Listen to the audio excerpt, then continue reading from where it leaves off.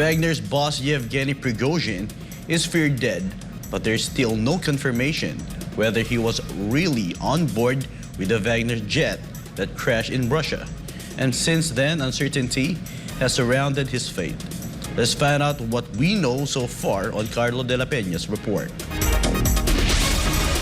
Many were shocked when reports emerged that the plane supposedly carrying Yevgeny Prigozhin, chief of the Russian paramilitary group Wagner, crashed in Russia with no survivors. The Emergencies Ministry of Russia confirmed that the jet plunged to the ground in the region. There were 10 people listed, including 3 crew and 7 passengers. The ministry said that the jet, an Embraer 135 BJ Legacy 600, was traveling from Moscow to St. Petersburg at the time of the said incident. Russian Federal Air Transport Agency Rosaviatsia said that the Wagner chief was on board, along with several high-ranking Wagner commanders, including Vladimir Utkin, the alleged co-founder of Wagner.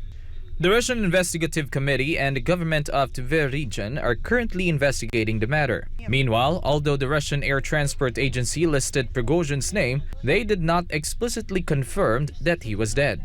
And a non-confirmation leaves uncertainty regarding the fate of Wagner and its controversial boss. In fact, as of Wednesday evening, Russian officials said that they only discovered 8 bodies and none had been named by that time. Some Russian media outlets said that Prigozhin's plane tail number was RA02795. Another report by flight tracking site Flight Radar 24 said that a second plane linked to Prigozhin with the tail number RA02878 departed Moscow shortly after the first plane. But this plane turned around after the first jet crashed. A report from Al Jazeera also said that Prigozhin's phone was found at the crash site, but not his body.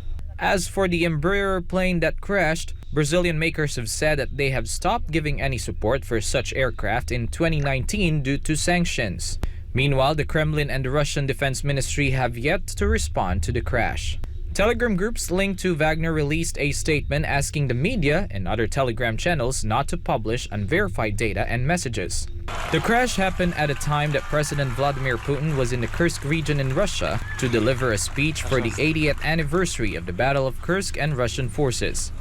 Prigozhin was known as Putin's chef by the media, and his fame surged for leading the battle for Bakhmut against Ukrainian forces. Months ago, he led a short-lived mutiny in Russia against its top military brass, but this move was not taken lightly by Putin, who called the mutiny a betrayal, treason, and a stab in the back.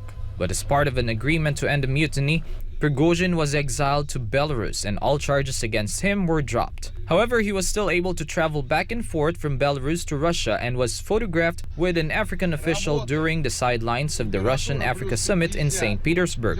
His latest video address was shot in Africa, where he declared that Wagner would recruit more men and declared that he would make Africa even freer and will fight ISIS, Al-Qaeda, and other bandits.